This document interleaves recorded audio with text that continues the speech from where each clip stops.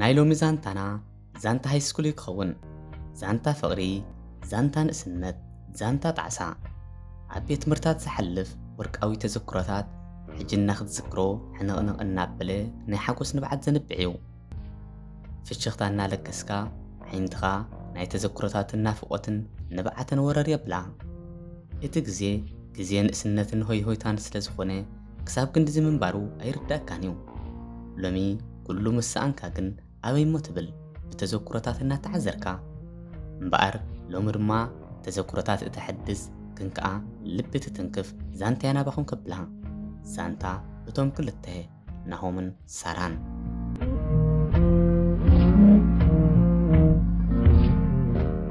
ኣብታ ሓዳሽ ቤት ትምህርቲ ማለት ሃይስኩል ዝጀመሩላ ደቂ ክፍሊ ዝነበሩ ናሆምን ሳራን ናሆም መልኩዕን ብሕፍረት ዝልለን መንእሰይ እዩ ብፍላይ ኣዋልድ እክብ ብዝበላሉ ማርሻቤዲ ሞት ቅብፀት ይሓልፍን እዩ ነዚ ዘስተውዓላ ደቂ ክፍሊ ድማ በብዝረኣይኦ ዓዊለን ስሙና ፀውዓ ኣብ ፅፍሩ ከእትዎ እንታይ ይተርፈን ምናልባት ምስቲ ዝዓብየሉ ኣከባቢ ማለት ሃገረሰብ ዶ ይኸውን ኣዝዩ ዝሓፍር ሳራ በኣንጻሩ ድፍረታ ልዕሊ መጠን እዩ መምህር ክወፅእ ንሳብ እግሪ ሰሌዳ ደው ክትብል ከም ቅፅበት ዓይኒ እዩ ንሳ ተዕልሎም ዕላላት ኣፋ ይኽድኑን እዮም ዓዊላ ብምስሓቕያ ከይፈተኻ ተስሕቐካ ብፍላይ ድሕሪ ዕረፍቲ ዝነበራ ክፍለ ግዜ ካብ መምህር ክመፅእ ዕላል ሳራ ክሰምዑ ዝመርፁ ውሕዳት ኣይነበሩን ቤት ትምህርቲ ሙሉእ ዝፈልጣ ሳራ ኩሉ ሰብ ክላለያ ኣብ ከባቢ ክፍላ ኮለል ዝብሉ ይበዝሑ ፍሽኽታ ዘይፍለያ ሳራ ንኩሎም ብሓደ ዓይንያ ፍሽኽ ትብሎም እዚ ከዓ ንብዙሓት ጌጋ ምስሊ ኣርእዎም እዩ ናሆም እውን ዋላ እኳ ድፍረት ኣይርከብ እምበር ተፈጥራዊ ሕግስ ኣይገደፎን ኣብ ልዕሊ ሳራ ገለ ክሕድር ጀሚሩ ግን ከዓ ኩሉ ግዜ እዚ ቃል እዚ ክመላለሰን ከሎ ኖ ኣይከውንኒ ምስዚኣ እሞ ፈፂሙ ከመይ ኢለ ክዛረባ ዘይነበረኒ ምስሓቅ ተማሃሮ ክትገብረኒ ንድሌታቱ ባዕሊ መልሲ ይህቦም ሳራ እኮ እታ ምሕፈር ዘይተዓደለት እንኳ ፍጥረት ናይ ዝዓለም እያ ግን ከዓ ኩሉ ይዓዲለዋ መልክዕ ቆንጅና እውን ኣይተሳእናን ምስ ውሽጡ ይማጎት ኣብ ኣጋዕ ዕረፍትን ኣብ ፍዳሴን ዝነበራ ሰዓታት እተን ዝያዳ ድቃስ ዝኸለኦ ዝነበራ ሰዓታት እየን ጌና መምህር ከይወፀ ብፍኒስትራ ዘቋሙቱ ኣጓዝ ውሕዳት ኣይነበሩን ንእንግዳዓ ዝሽፍን ፀጉሪ ርእሳ እልይ እናበለት እቲ ፅሑፎም ጥቕስታት ምስ ውቁብ ኣወዳድቃ ቃላት ሃነን ዘብል እዮም ጥቕሲ ፀሓፍለይ እናበሉ ዝላለይዋ ኣዲኦም ትቕፀሮም እዋን ፍዳሴ ጎኒ ጎና ክኸዱ ክሳድ ሒዞም ዝፅበዩ እሞ ክንደይ ክትብሎም ናሆም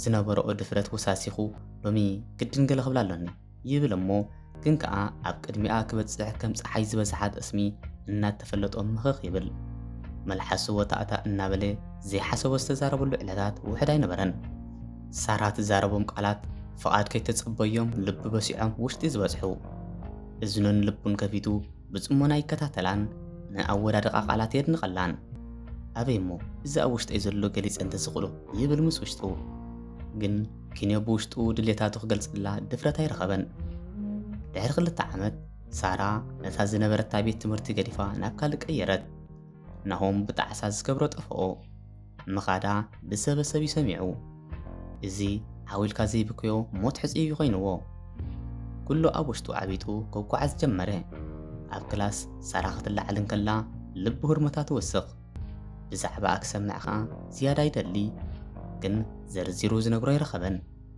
ሳራ እውን ነቲ ሓፋር ወዲ ካብ ትፈትወስ ነዊሕ ኮይኑ እዩ ግን ከዓ ክሳብ ባዕሉ ዝገልፀላ ምፅበያ ዝያዳ ጣዓሳ ኣነስ ወረ ነገር ጓል ኮይነኒ ንስኸ ቁሩብ ክርዳእኒ ይክእልን ምስ ውሽጣ ትዛረቦ እዩ ከመይ የሉ ናፍቖት ዘንቅሎ ንበይና ትዛረብ ብምንታይ ክረኽቦ ይኽእል ግን እኮ ክሓቶ ነይርኒ ሰብ እንታይ ዲገብረካ እዩ ባዕላ ሓቲታቶ ካብ ምባል ሓሊፉ መን ኢኸ ወዳት ጥራሕም ዝሓቲሉ መልስን ዘይትረኽበሉ ኣብ ከቢድ ምጉት ትፅመድ ኣነ ወዲ እንዴ ሰብኣይ እውን ክሓታ ነይርኒ ዝበለት ትበል ከዓ መልሳ ምስ ሰማዕኹ ሰባት ንግዚኡ እንዳኣለም ክዛረቡ እምበር ድሓር ከዓ መዓስ ኣብር ኮይኑ ስምዒትካ ምግላእ ኣሕ እማሕጁዶ ይሓይሽ ምስኻይ ካብ ኢደይ ምስ ነፈረት ጣዕሱ ይገልጽ ሰምሃር እታ ትንፋስ መሓዛ ሳራ እያ ካብ ዕለታት ሓደ መዓልቲ ከምዚ ክትብል ተዛረበት ሎሚ ኣዝዩ ፍሉይ ሓበሬታ እያ ክነግረኩም ኣብ ቅድሚ ክላስ ደው ኢላ ተዛረበት ሰምሃር ወላ ሓንቲ መዓልቲ ኣብ ቅድሚ ሙሉእ ክላስ ደው ኢላ ኣይትፈልጥን እያ ኣብታ ሰዓት እቲኣ ግን ገጻ ፍሽኽታ ዓሲልዎ ጭራም ወረቐት ኣብ ኢዳ ሒዛ ስቕ ክሳብ ዝብሉ ተጸበየት። ክላስ ምሉእ ጸጥ ብምባል ድምፂ ማጥፍኡ ጎረርኣ ጽርግ ኣቢላ ሎሚ እታ ንፈትዋ ጓል ክላስና ሳራ ዘረባኣ ከይወደአት ልቡ ሓፍሓፍ ክትብል ተፈለጠ እሞ ይህሞ ሳራ ኣበይ ኣላ ቅድሚ ሰቡ ተዛረበ። ኩሎም ተምሃሮ ኣዒንቶም ኣብ ልዕሊ ናሆም ብምግባር ክርትም ኢሎም ሰሓቑ። ናሆም ብሕፍረት ተዋሕጠ። ክላስ እውን ቀጽልልና ዓቢሮም ኣድመፁ። ሰምሃር ሕራይ ብምባል ሳራ ደብዳቤ ሰዲዳ ንክላስና ንብብሎም ስለ ዝበለትኒ ኢኻ ዘንብበልኩም ዘለኹ ብምባል ቀጸለት። ድሕሪ እታ ደብዳቤ ናሆም ገለ ጮራ ብርሃን ዝተዓደለ መስልዎ ውሽጢ ብሓጎስ ይሰራስር። ዝቐደመ የኣለኒ ብዘስምዕ ድማ ከመይ ኣላ ሳራ ኣድራሻ ክትብኒ ትኽእል ዶ? ስክፍታ እናተሰምዖ ተወከሰ። ይከኣል እዩ ግን ናይ ድሓን ደኣ ካብ ክላስ ምሉእ ኣድራሻ ለሊኻ ፍሽኽታ ሰኒ ሓተተት። ናሆም ንሽምስ እምበር ጓል ክላስና እያ ነይራ እናሰሓቐ ናብ ኮፍ መበሊኡ ተመልሰ። ወሰን ወሰና ብዕምባባታት ዝወቀበት ወረቐት ቀሪቡ ሓሳባት ውሽጡ ኣወሃሂዱ ደብዳቤ ክሕንጥጥ ጀመረ። ግን ከዓ ቤን ጀሚሩ ቤን ክውድእ ሕርበት ኢልዎ ነዊሕ ሰዓታት ኣሕለፈ። ድሕሪ ክንደይ ቃልሲ ግን ናይ ውሽጡ ዘርዚሩ ኣብ ወረቐት ኣስፊርዎ ኣሎ ዝበሃል ጥቕስታት ኣኻኺቡ ክሰዳ ተቐረበ። ግን ቤን ትኺድ ዓቕሉ ጸበቦ። መዓልታት ናብ ሰሙናት ይሓልፍ። እታ ደብዳቤ ከይተሰደደት ድሮ 1 ዓመት ሓሊፉ። ነዛ ደብዳቤ ንምስዳድ ፍጹም ዓቕሚ ወሓዶ። ድሕሪ 1 ዓመት ካብ ሳራ ትብል ደብዳቤ ኣብ ኢዱ ዓለበት። ስምዒቱ ምቁፅጻር ኣብይዎ ኣእዳው ፈጥፈጥ እናበለ ነገር እታ ደብዳቤ ክፈልጥ ክሳብ ገዝኡ ዝኣቱ ግዜ ምኻድ ኣብዮ። ድሮ ኣብ ካንሸሎን ከሎ ምኽፋት ደብዳቤ ዝጀመረ ናሆም በርሱ ኣብ ዝባንን ከሎ ኣብ ሳሎን ኮፍ ኢሉ ሓደ ብሓደ ከንብብ ጀመረ። ካብ ሳራ እዛ ደብዳቤ ኣብ ኢድካ ኣትያ ብህዱእ መንፈስ በዓል ምሉእ ጥዕና ኮንካ ከተንብባ ዘለኒ ድሌት ክገልጸልካ ይደሊ። እዛ ናይ መወዳእታን መልሲ ዘድልያ ደብዳቤ ዝሓዘቶ ዓሚቕ ፍቕሪ ክገልጽ ትብዓት ስለ ዘይረኸብክየ ሕጂ ግን ምስታ ናይ መወዳእታ ትኸይድ ዘላ ህይወተይ እዛ ጭራም ወረቐት ይሕንጥጥ ኣለኹ። ኣነ ኣዝየ ውዒት ምዃነ ኢኻ ትፈልጥ ሓቂ እዩ።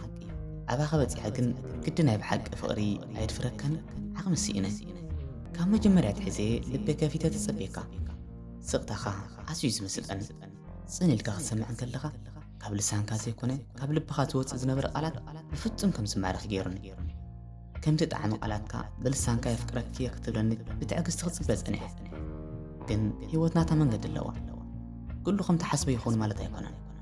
ክሳብ እዛ ሰዓት እዚኣ ተስፋ ቆርፂ የፈልጥኒ ሓደ መዓልቲ ክንራኸብ ኢና ክብል ጸኒሐ። ግን ከዓ ኣምላኽ ይፈቐዶን ኣይንራኸብን ኢና። ሕጂ ሰዓት 6:07 ደቂቕን ቅድሚ ቀትሪ ሰንበት እዩ ዘሎ።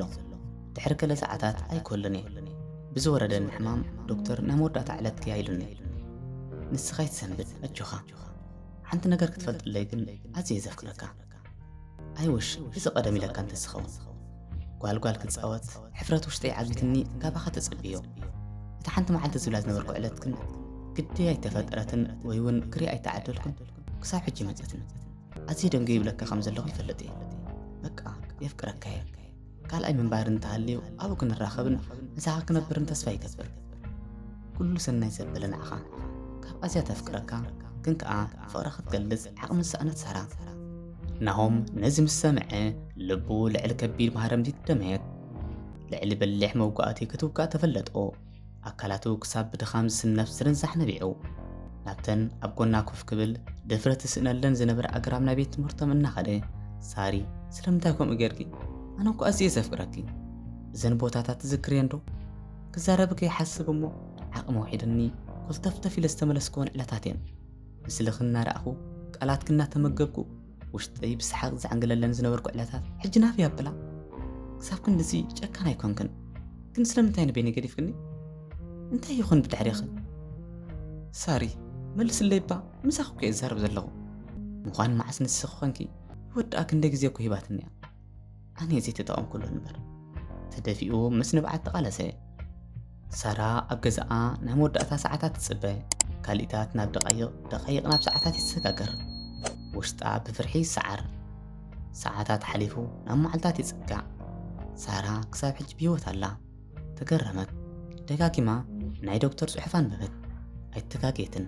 እታ መዓልቲ ድሮ ትማሊ ኮይና እንታይ ደኣ ምሽ ክትሞት ኢኺሉኒ መዓዝ ዲራ ክመውት? ኩሉ ሕውስውስ በላ።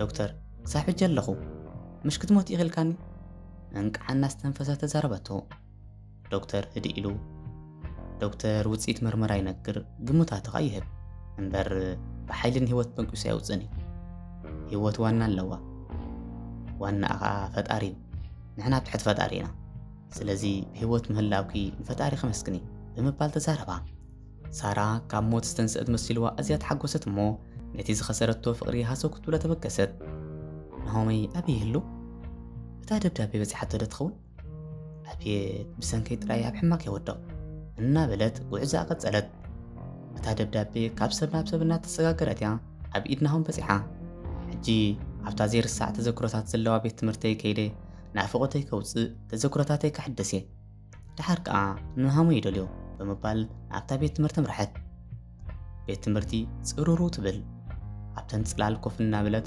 እተን ንኣሽቱ ዝገደፈቶም ኣግራብ ዓብዮም ክትሪኦም ኣዝያ ትግረም እሞ ብፍሽኽታ ንድሕሪት ትምለስ ነተን የፍቅረኪ ትብል ቃል ናሆም ክትሰምዕ ተስፋን ቢራ ዝተፀበየቶም ቦታታት ብትዝታ ተቋመት ኣብታ ኬንዮ ድምፂ ናይቶም የማነ ፀጋም ዝንቀሳቐሱ ኣግራብ ካልእ ዝስማዕ ዘይነበሮ ህሞት ኣሕ ሳራ በቃ ጨኪንኪ በሊ ኣዝየ ዘፍቅረኪ ኣብቲ ኸድዮ ከዓ ሰላም ይግበረልኪ ሕንቕንቕ ዝበለ ድምፂ ኣብ ኣዛና ቃልሕ እሞ ፍርሒን እናተሰምዓ ቀስ ብቐስ ናብቲ ድምፂ ሰማዕትሉ ከባቢ ምርሐት ናሆም ኣብ ከቢድ ትዝታ ኣትዩ ዓይንቱ ንባዕተን እናርገፋ ኣብ ቅድሚኣ ኮፍ በላ ብስምባደ ዓዊላ ናሆመይ ብምባል ናሆም እውን ካብቲ ዝነበሮ ብድድ ብምባል ቀዊሉ ጠመታ ንሓፂር ግዜ ስቕታ ነገሰ ዓይንቶም ይጠማመታ ካብ ሞት ተንስያ ትዛረቦ ዘላ መሲልዎ ኣካላቱ ቀጥቀጥ ክብሎ ተፈለጦ ናሆመይ ተራኺብና ብምባል ናብኡ ቀረበት ናሆም ጌና ይኣመነን ካብ ሞታት ተንሲኺ